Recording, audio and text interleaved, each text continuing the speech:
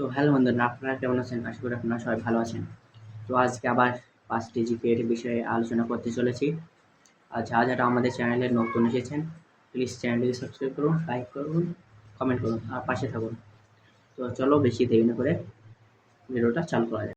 প্রথম প্রশ্ন, ভারতের রাজধানী কোথায়? উত্তর হবে নিউ দিল্লি। দ্বিতীয় প্রশ্ন, পৃথিবীর একমাত্রা উপগ্রহের নাম কি? উত্তর হবে চাঁদ। 3 নম্বর প্রশ্ন, বিশ্বের সবচেয়ে উঁচু পর্বত কোনটি? উত্তর হবে মাউন্ট এভারেস্ট। 4 নম্বর প্রশ্ন, অক্সিজেনের রাসায়নিক সংখ্যা কি?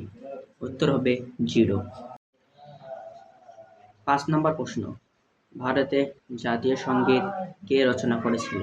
উত্তর হবে রবীন্দ্রনাথ ঠাকুর।